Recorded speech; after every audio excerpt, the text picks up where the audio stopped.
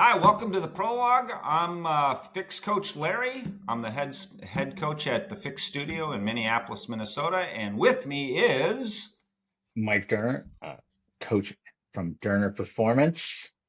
And what are we talking about today, Larry? today we are going to talk about aerobic development. And ev it's January, and I feel like this is like the hot button topic every December, January. Like everybody wants to talk about like how much zone two are we gonna do, and what like Well, what's the before base? before you get to that, let's go over the terminology because there's a million different words for the same thing. Yes, Zone two, level two, endurance, base. aerobic development.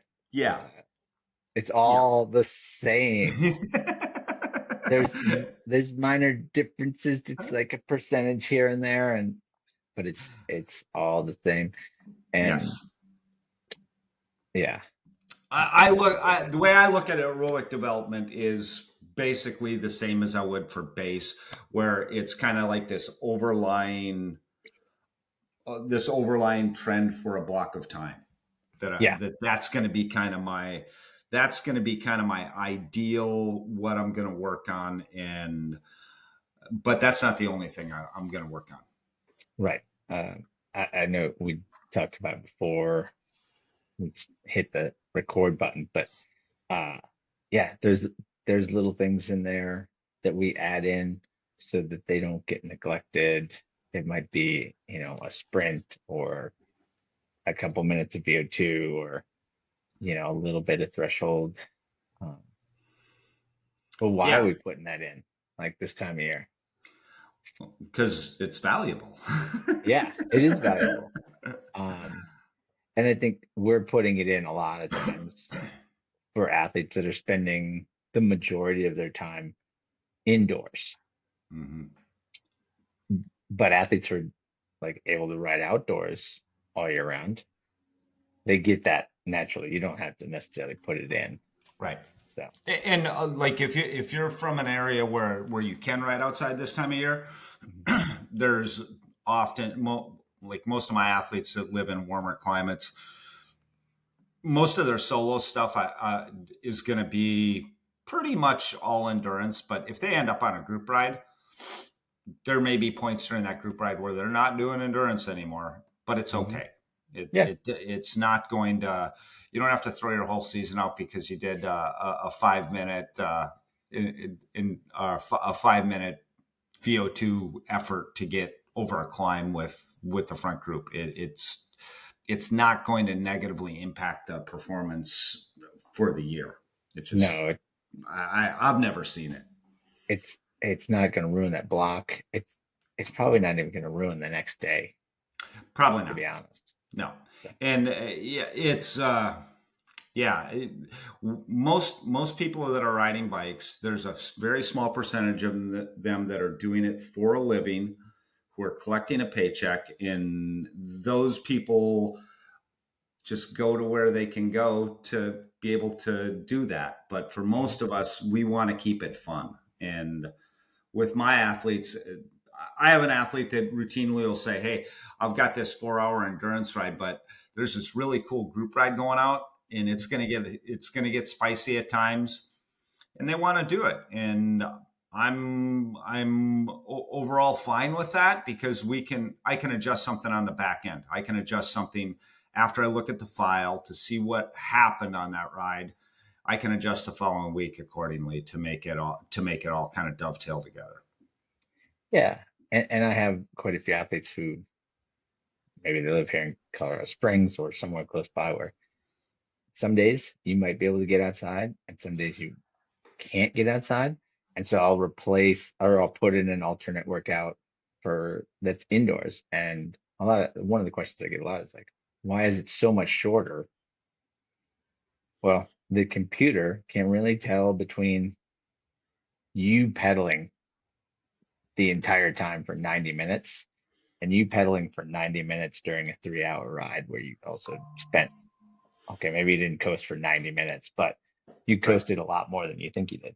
Yeah, most of the files that I see from outdoors are there's zeros for at least 20% of the time. Mhm. Most rides are gonna if you're staying in a group, even if it's endurance, you're gonna have 20% of the time where you're just freewheeling, Hmm. Yeah. and you take that. You don't freewheel much on an indoor trainer, No. And so you don't need the same amount of time.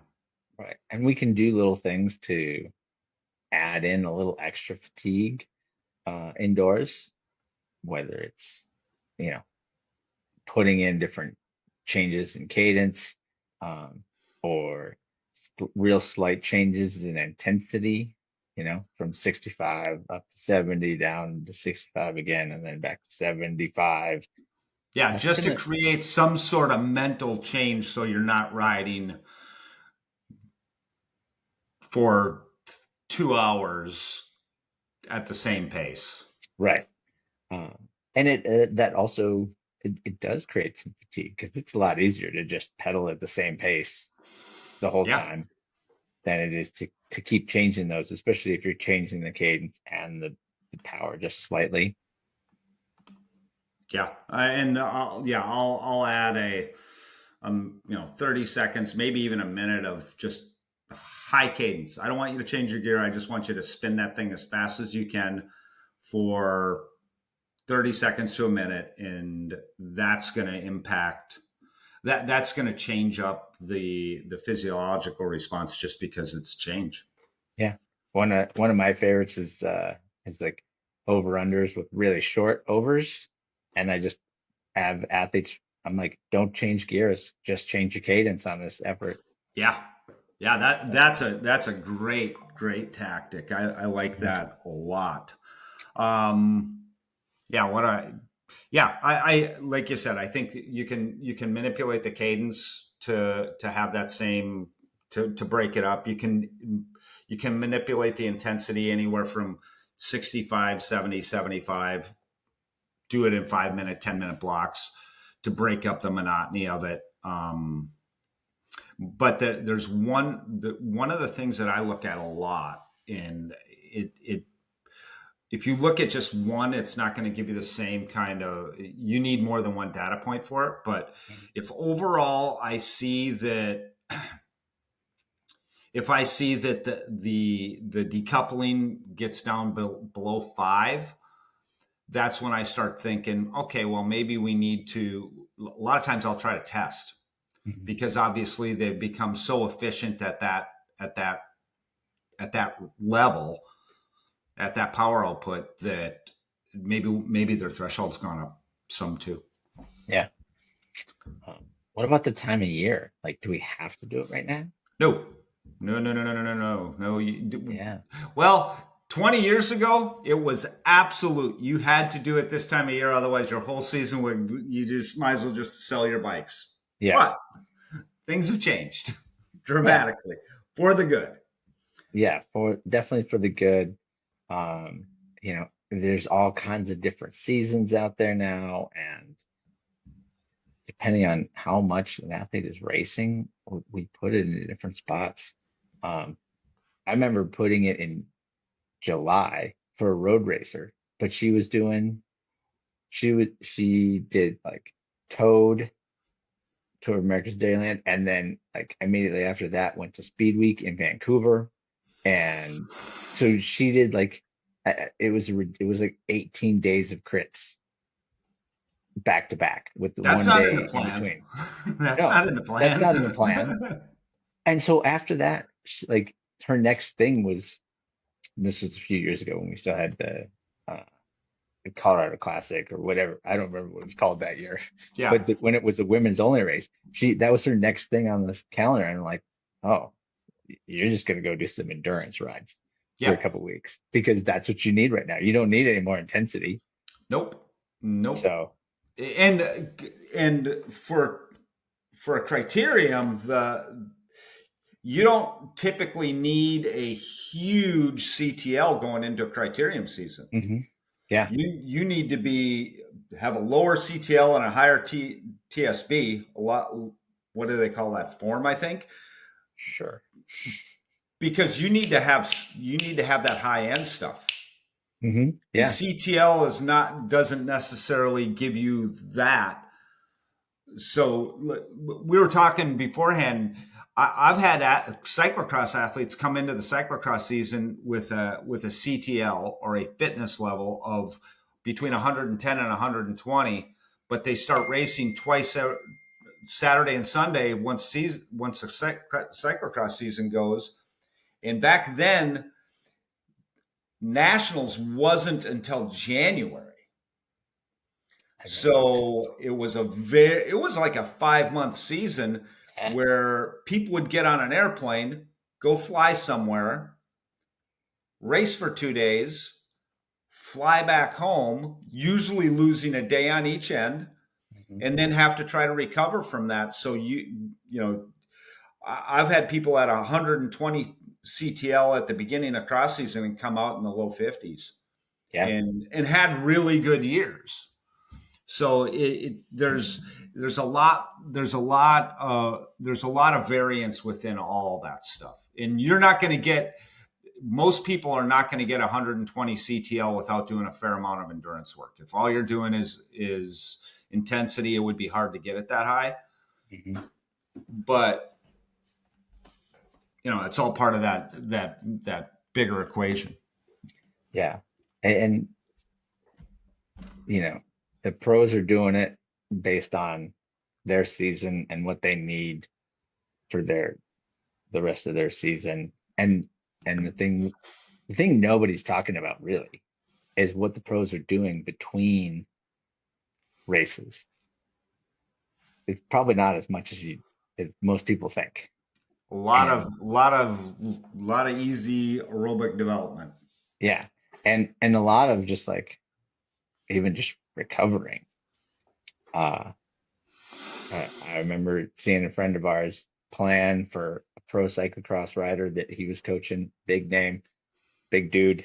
Uh, and it was like race, recover, race, recover, race, recover. That was his whole fall was race, recover.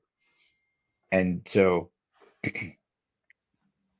don't, I think what we want to get across is like, if you're a normal person, don't try to do what the pros are doing No. because it is hard and it just requires a lot of extra time that most of us don't have. Right, right. And if you're trying to shove that much into that shoebox, it's not gonna. It's the end result is not going to be even remotely the same. No.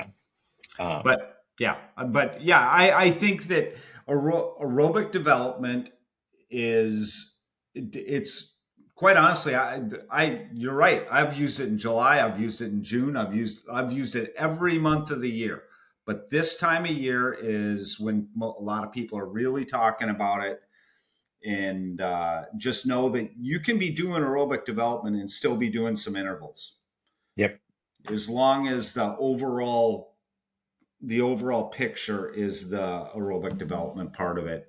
It's gonna work. Yeah. Awesome. All right. That's it. We're done. That I'll is. never talk about this again until tomorrow. Or we talk about it again next January. Oh yeah, probably. Yeah, Well, the 30 people that may see this, I mean, they'll probably forget by probably. Yeah, I most likely will. then. It's why I keep a list of what we've talked about. Yeah. So, all right. This was the prologue. I'm Mike. I'm Larry, and if you guys have any questions, just reach out and get a hold of us. We'll gladly answer. So Absolutely. thanks for listening.